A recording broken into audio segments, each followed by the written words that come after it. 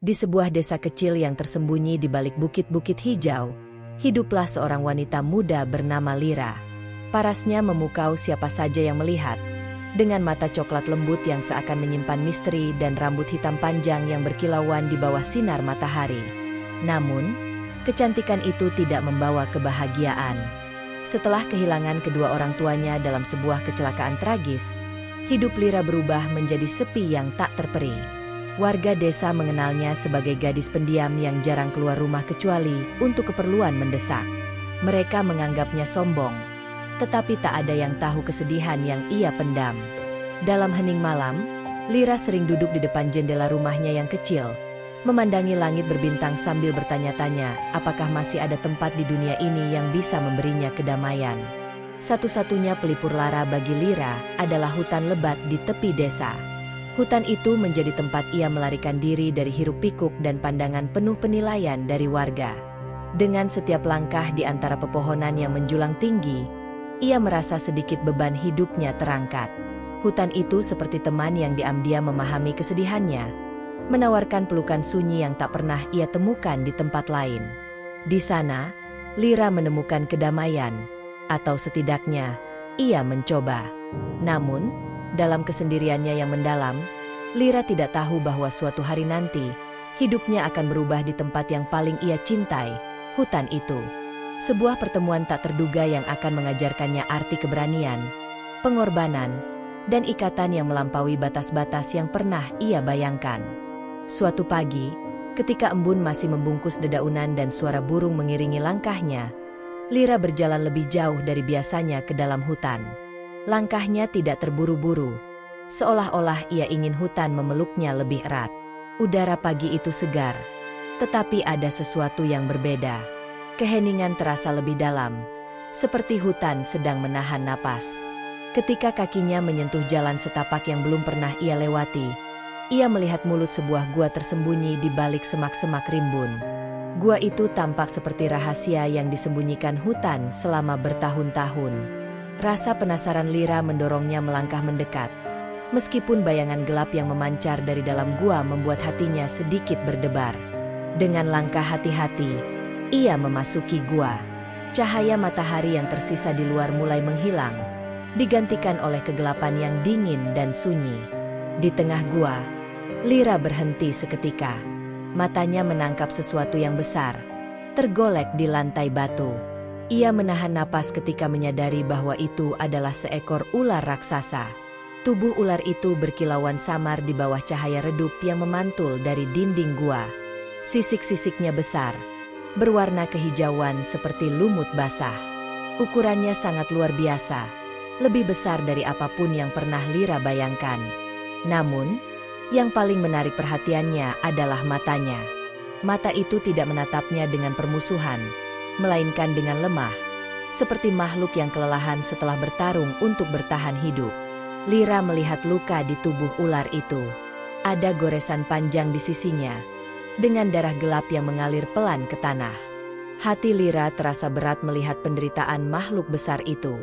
Ia tahu ia harus melarikan diri, tetapi ada sesuatu dalam tatapan ular itu yang membuatnya tetap berdiri di tempat.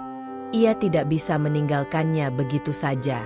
Mengumpulkan keberanian, Lira mendekat perlahan, berhati-hati agar tidak membuat gerakan mendadak. Ia berbicara dengan suara lembut, meskipun ia tahu ular itu tidak bisa mengerti.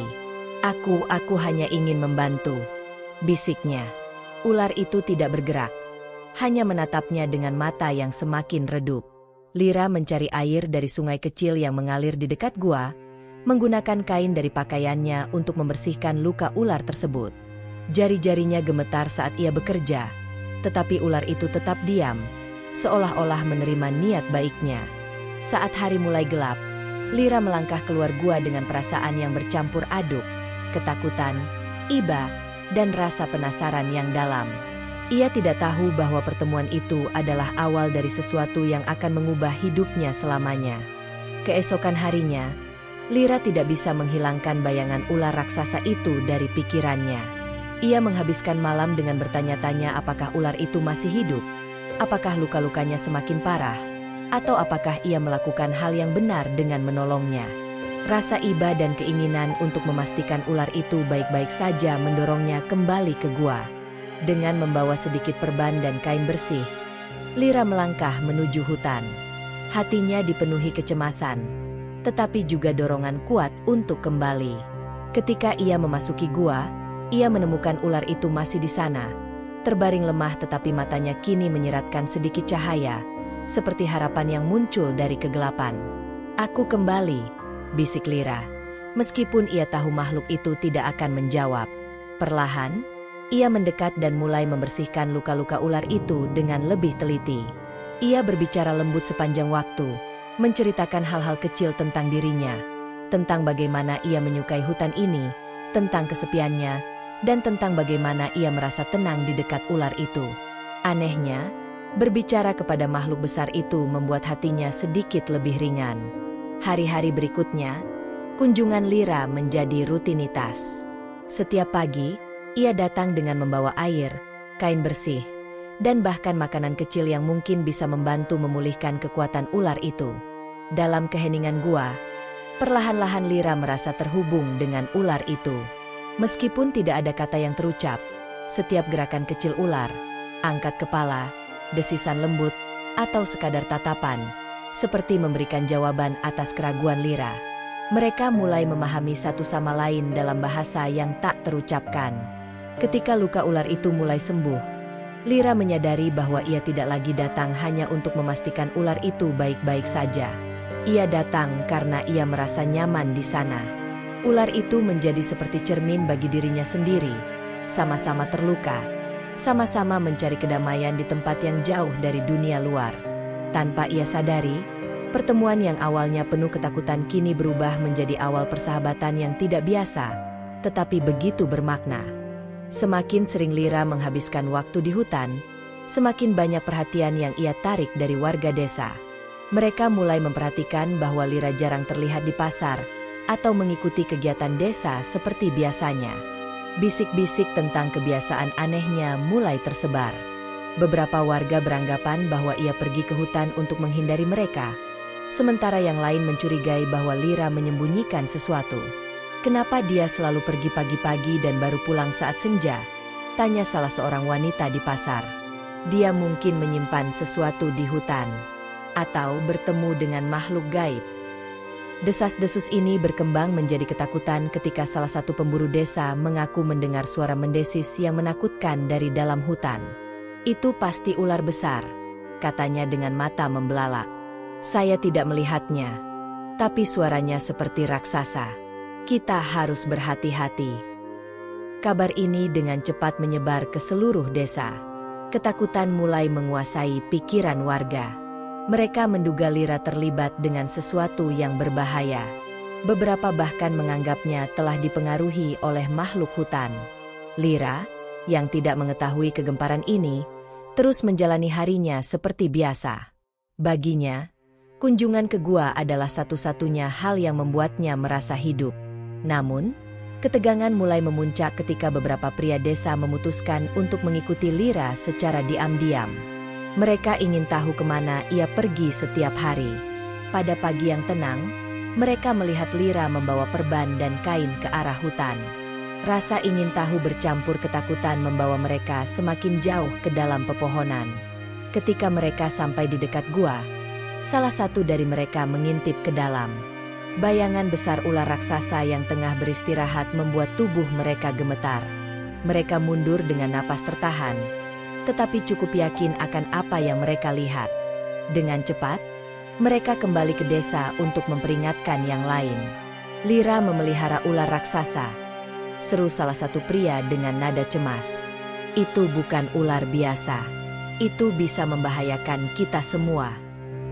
Dalam waktu singkat, warga desa berkumpul untuk membahas apa yang harus dilakukan. Sebagian besar sepakat bahwa ular itu harus disingkirkan sebelum sesuatu yang buruk terjadi. Namun, beberapa merasa kasihan kepada Lira, yang dianggap telah tersesat karena kesepiannya. Di tengah kegemparan ini, Lira tetap tidak tahu bahwa rahasianya kini menjadi bahan pembicaraan seluruh desa. Ia terus mengunjungi gua dengan hati yang penuh ketenangan, tidak menyadari bahwa badai sedang mendekat, mengancam kedamaian yang baru saja ia temukan bersama sahabat barunya. Hari demi hari berlalu, dan hubungan antara Lyra dan ular raksasa yang ia sebut naga semakin dalam. Meski awalnya hanya sekadar membantu menyembuhkan luka, kini Lyra merasakan sesuatu yang lebih dari sekadar rasa iba. Setiap tatapan mata naga, setiap desisan lembutnya, seolah menyampaikan sesuatu yang tidak bisa dijelaskan dengan kata-kata. Dalam diam, mereka berbicara. Dalam keheningan, mereka memahami. Lyra sering membawa makanan yang ia dapatkan dari hutan, buah-buahan, akar-akaran, dan kadang-kadang daging hasil buruannya. Awalnya, ia merasa canggung saat mendekati makhluk besar itu dengan tangan yang menggenggam makanan, tetapi lambat laun, naga mulai menerima pemberiannya. Ada momen kecil namun penuh arti ketika naga perlahan menundukkan kepalanya, mengambil makanan dari tangan Lyra dengan gerakan hati-hati. Saat itu, Lyra merasa bahwa kepercayaan yang ia bangun tidak sia-sia. Namun, tidak hanya naga yang mulai mempercayai Lyra. Lyra juga menemukan keberanian baru dalam dirinya. Ia yang dulu merasa kecil dan tak berarti, kini berdiri di samping makhluk sebesar naga tanpa rasa takut. Setiap kali ia duduk di samping naga, bersandar pada sisiknya yang dingin tetapi terasa nyaman, ia merasakan ketenangan yang belum pernah ia rasakan sebelumnya. Naga, dengan caranya sendiri, seperti mengisi kekosongan di hati Lyra. Di tengah kebersamaan mereka, Lyra mulai bercerita. Ia menceritakan masa kecilnya, kehilangan keluarganya, dan bagaimana ia merasa tidak pernah benar-benar memiliki tempat di dunia ini. Suara Lyra menggema lembut di dalam gua, dan meskipun naga tidak menjawab, ia tetap mendengarkan dengan tenang. Kadang-kadang, Lyra melihat mata naga berkedip pelan, seolah menyampaikan bahwa ia mengerti kesedihan yang Lyra ceritakan. Namun, semakin dalam ikatan itu, semakin besar pula ketakutan yang menyelinap di hati Lyra. Ia tahu, hubungan mereka tidak akan mudah diterima oleh orang lain. Desa tempat ia tinggal penuh dengan prasangka dan ketakutan terhadap apapun yang berbeda. Jika warga desa mengetahui tentang naga, apa yang akan terjadi? Pertanyaan itu terus menghantuinya. Tetapi ia memilih untuk mengabaikannya. Baginya, setiap hari bersama naga adalah hadiah yang tak ternilai, sesuatu yang ia ingin nikmati tanpa memikirkan masa depan yang tak pasti.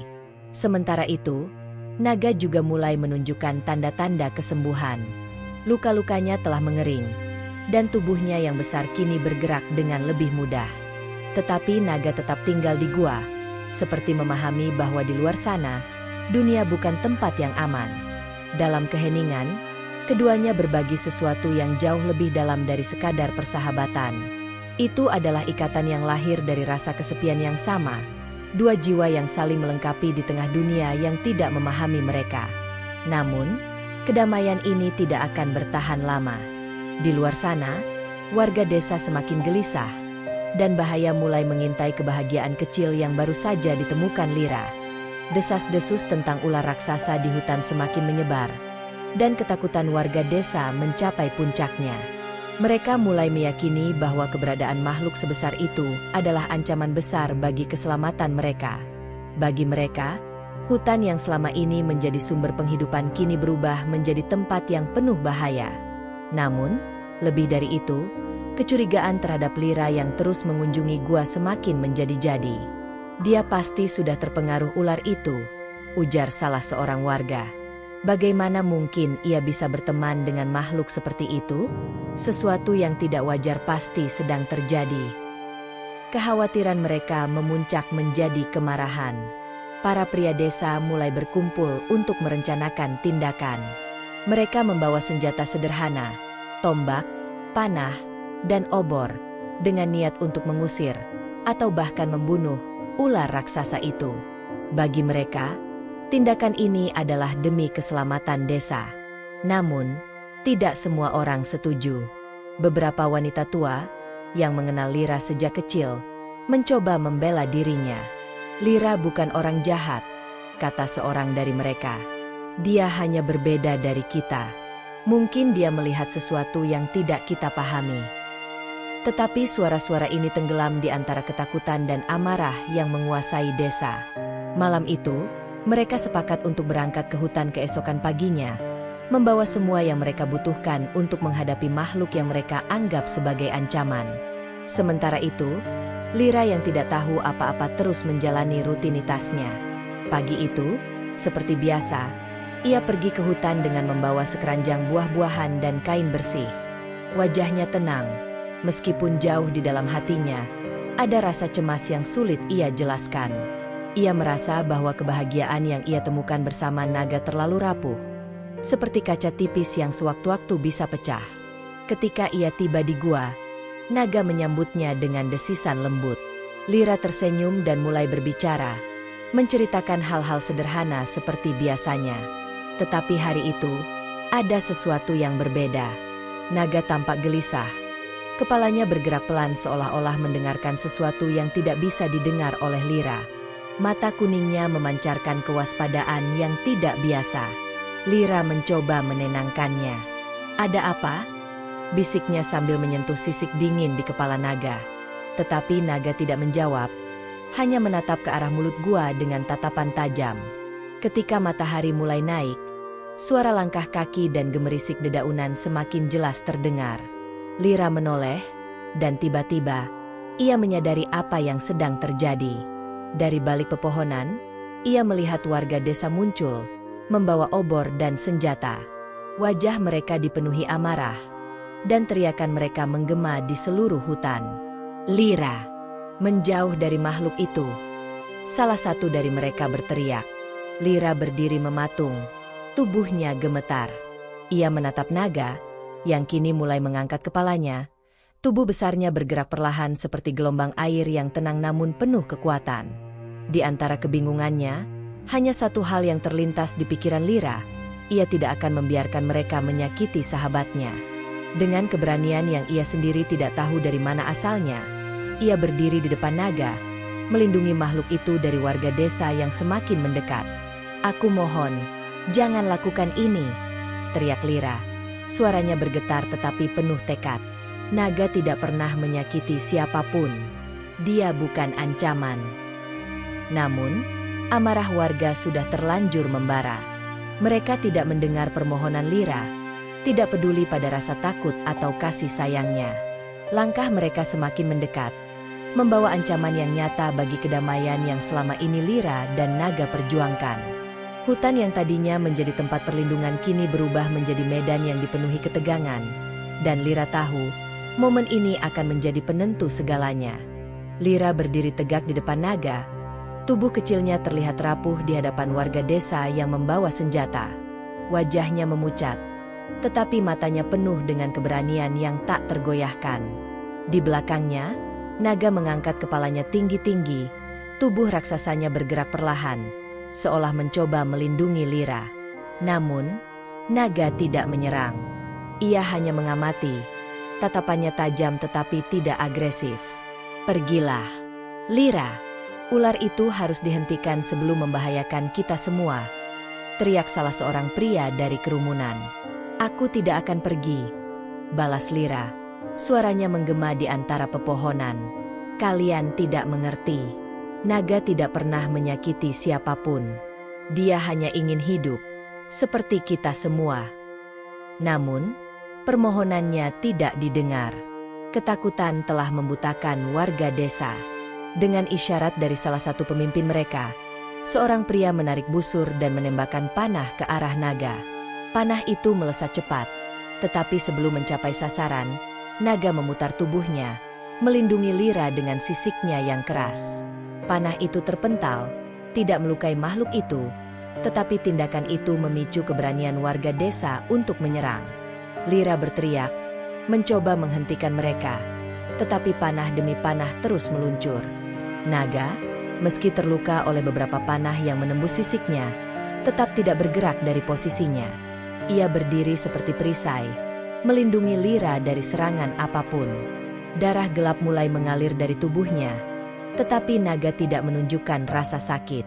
Ia hanya menatap Lyra dengan mata penuh kelembutan, seperti ingin mengatakan sesuatu yang tak bisa diungkapkan. "Aku mohon, hentikan. Dia tidak pantas mati seperti ini," tangis Lyra, air matanya mengalir deras. Ia berlutut di depan tubuh besar naga. Tangannya menggenggam sisik yang dingin tetapi terasa hidup. "Kumohon, jangan tinggalkan aku." Naga mengeluarkan desisan panjang, seperti napas terakhir dari makhluk yang telah berjuang terlalu lama. Tubuhnya yang besar perlahan mulai merunduk, menutupi Lyra sepenuhnya dari serangan warga desa. Dengan suara pelan yang hanya bisa didengar oleh Lyra, seolah dari dalam hatinya, naga berbisik, "Kamu tidak sendiri." Saat kata-kata itu tenggelam, tubuh naga berhenti bergerak. Hutan menjadi sunyi. Warga desa berhenti menyerang. Tertegun melihat makhluk besar itu akhirnya jatuh. Darahnya membasahi tanah di sekitar gua. Tetapi di tengah kehancuran itu, Lyra masih berlutut di samping naga, menangis tanpa suara. Warga desa perlahan mendekat, tetapi tidak ada yang berbicara. Mereka hanya menatap pemandangan itu dengan perasaan bercampur, lega karena merasa ancaman telah tiada, tetapi juga dihantui oleh perasaan bersalah yang tak terucapkan. Lyra tidak memperhatikan mereka. Baginya, dunia telah runtuh. Kehilangan naga adalah kehilangan yang lebih besar dari apapun yang pernah ia alami. Di tengah kesedihannya, Lyra mengingat kata-kata terakhir naga, "Kamu tidak sendiri." Meskipun hatinya hancur, ia tahu naga telah meninggalkan sesuatu yang tak tergantikan, keberanian untuk melanjutkan hidup, meski tanpa kehadirannya. Naga telah mengorbankan segalanya untuk melindunginya, dan itu adalah cinta yang tidak pernah ia temukan di tempat lain. Hutan yang biasanya dipenuhi suara burung dan desiran angin kini sunyi mencekam. Tubuh besar naga terbaring di depan gua, tak lagi bergerak. Lyra masih berlutut di sisinya. Tangannya menggenggam sisik-sisik dingin yang dulu terasa hidup. Air matanya jatuh tanpa henti, membasahi tanah yang sudah ternoda darah. Dalam keheningan itu, Lyra merasa seperti sebagian dirinya ikut mati bersama naga. Warga desa berdiri dalam diam, menyaksikan pemandangan yang tidak pernah mereka bayangkan. Kemarahan dan ketakutan mereka yang sebelumnya membakar kini mereda, digantikan oleh rasa bersalah yang menggantung di udara. Tidak ada yang berbicara, tidak ada yang mendekat. Bahkan mereka yang paling vokal menentang keberadaan naga pun tak mampu menatap langsung ke arah Lyra. Lyra memandang wajah naga untuk terakhir kalinya. Matanya yang dulu penuh cahaya kini tertutup rapat. Ia teringat momen-momen di mana naga dengan sabar mendengarkan setiap ceritanya, melindunginya dari kesepian yang tak pernah ia bagikan kepada siapapun. Naga adalah satu-satunya makhluk yang tidak pernah menilai atau menghakiminya. Sahabat yang menerima Lyra apa adanya. Ketika akhirnya Lyra berdiri, tubuhnya gemetar, tetapi ada ketenangan aneh yang menyelimutinya. Ia menghadap warga desa, air matanya masih mengalir, tetapi matanya menunjukkan tekad yang tak tergoyahkan. "Kalian tidak tahu apa yang telah kalian hancurkan," katanya. Suaranya rendah tetapi menggema di hutan yang sunyi. "Naga tidak pernah menyakiti kalian. Dia hanya ingin hidup. Tapi kalian datang dengan kebencian dan ketakutan. Dan sekarang kalian telah mengambil sesuatu yang tak bisa digantikan." Warga desa menundukkan kepala mereka. Tidak ada yang berani menjawab. Dalam hati, mereka tahu Lyra benar. Ketakutan mereka telah mengaburkan akal sehat mereka, membuat mereka menyerang sesuatu yang tidak pernah benar-benar mengancam. Lyra perlahan berjalan menuju tubuh naga yang terbujur kaku. Ia berlutut sekali lagi, mengusap kepala naga dengan lembut untuk terakhir kalinya. "Terima kasih," bisiknya. Suaranya serak. "Kamu memberiku keberanian, kamu memberiku rasa cinta, dan aku tidak akan pernah melupakanmu." Dengan sisa kekuatan yang ia miliki, Lyra mulai menutupi tubuh naga dengan dedaunan dan bunga yang ia temukan di sekitar gua. Warga desa, meski ragu-ragu, akhirnya ikut membantunya. Mereka tidak mengatakan apa-apa, tetapi tindakan mereka adalah permintaan maaf yang tak terucapkan. Bersama-sama, mereka membuat tempat peristirahatan terakhir untuk makhluk yang telah mengorbankan segalanya. Ketika malam tiba, hutan kembali sunyi. Hanya Lyra yang tinggal di depan gua, menatap gundukan besar yang kini menjadi tanda kepergian naga. Di dalam dirinya, ia merasakan kehampaan yang tidak bisa diisi. Namun, di tengah kesedihan itu, ia juga merasakan sesuatu yang baru, sebuah kekuatan yang lahir dari pengorbanan naga. Ia berjanji pada dirinya sendiri untuk melindungi hutan ini, tempat yang menjadi saksi ikatan mereka, agar tidak ada lagi yang merusak keindahannya. Di bawah sinar bulan yang temaram, Lyra menatap langit dan membayangkan naga terbang bebas di dunia yang lebih damai, dunia di mana ia tidak lagi dikejar oleh ketakutan dan kebencian. Dalam hatinya, ia tahu, naga tidak benar-benar pergi. Ia akan selalu ada, hidup dalam kenangan dan cinta yang mereka bagi. Hari-hari setelah kepergian naga terasa seperti berjalan dalam kehampaan bagi Lyra. Gua yang dulu menjadi tempat ia menemukan kedamaian kini sunyi, hanya dihiasi oleh bayangan kenangan yang terus menghantuinya. Setiap kali ia melewati hutan, ia seolah mendengar desisan lembut naga di antara dedaunan.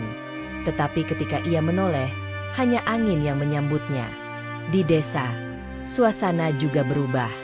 Warga yang dulu lantang menyerukan penghancuran naga kini berjalan dengan kepala tertunduk setiap kali melihat Lyra. Mereka tidak tahu bagaimana mendekatinya, tidak tahu bagaimana meminta maaf. Rasa bersalah menggantung seperti awan gelap di atas mereka. Lyra, meskipun masih hidup di antara mereka, merasa lebih terasing dari sebelumnya. Ia menghabiskan banyak waktu di gua, duduk di depan gundukan besar yang ia buat untuk naga. Di sana, ia berbicara dengan sunyi, menceritakan segala hal yang tidak sempat ia katakan. "Aku rindu kamu," bisiknya suatu hari, sambil menyentuh tanah dengan lembut. "Hutan ini tidak lagi sama tanpamu."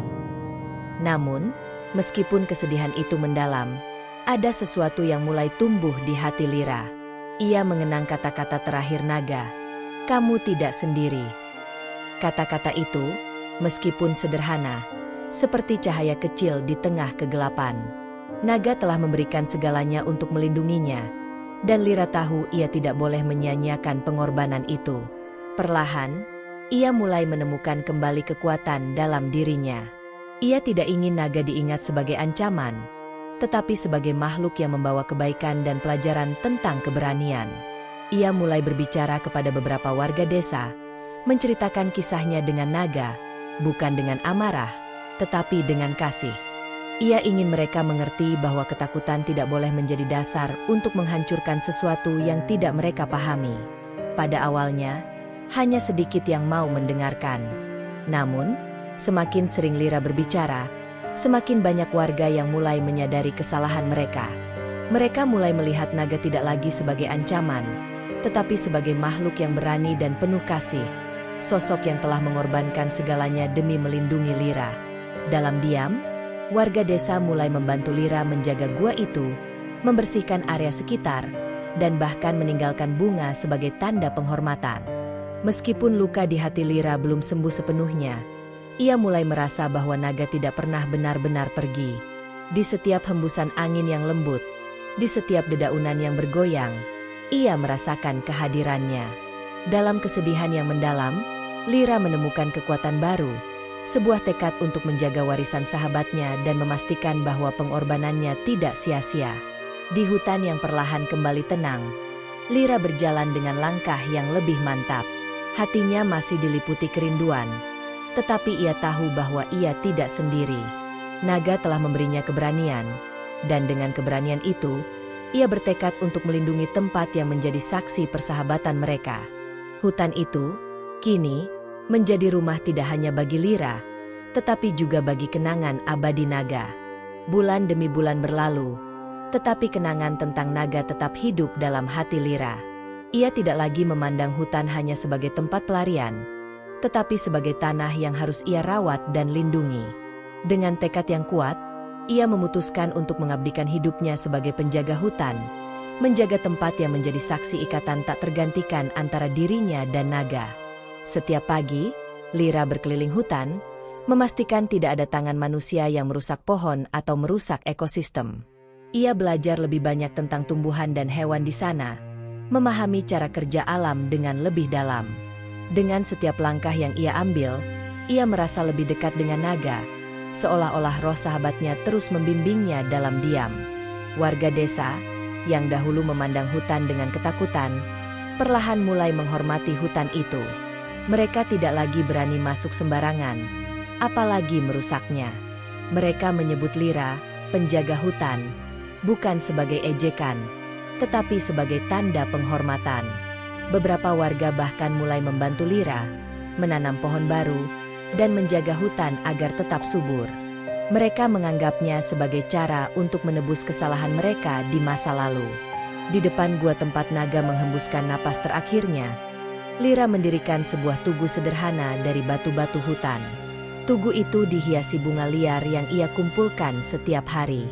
Di atasnya, ia ukirkan kata-kata yang mencerminkan semua yang telah diajarkan naga kepadanya. Keberanian, pengorbanan, cinta. Tugu itu menjadi tempat ia datang setiap kali ia merindukan sahabatnya. Tempat ia berbicara dengan hati yang penuh kasih. Hutan itu pun berubah menjadi tempat yang sakral. Bukan hanya bagi Lyra, tetapi juga bagi desa. Anak-anak desa tumbuh mendengar cerita tentang naga, bukan sebagai ancaman, tetapi sebagai pelindung yang pernah hidup di antara mereka. Lyra sering bercerita kepada mereka, menggambarkan naga dengan sisik yang berkilauan seperti permata dan hati yang lebih besar dari tubuhnya. Di malam-malam yang tenang, saat bulan bersinar terang, Lyra sering duduk di depan gua, memandangi langit. Ia merasa seolah-olah naga sedang mengawasinya dari atas sana. Ia berbicara kepada bintang-bintang, mengucapkan rasa terima kasih atas semua yang telah ia alami. Hutan itu kini bukan lagi tempat kesepian, tetapi rumah penuh kehidupan dan cinta. Dalam perjalanan hidupnya, Lyra menemukan bahwa cinta sejati tidak selalu datang dari tempat yang diharapkan. Ia belajar bahwa keberanian bisa lahir dari rasa takut, dan pengorbanan sejati adalah bukti cinta yang paling murni. Naga telah mengajarkan semua itu, dan kini ia memastikan warisan sahabatnya tetap hidup. Hutan itu tetap hijau, tetap indah, dan tetap menjadi tempat di mana cerita tentang persahabatan abadi antara seorang wanita dan seekor ular raksasa terus dikenang. Lyra tidak pernah sendiri. Dalam setiap desiran angin dan setiap langkah di antara pepohonan, ia selalu merasakan kehadiran naga, mengingatkan bahwa cinta sejati tak pernah benar-benar hilang.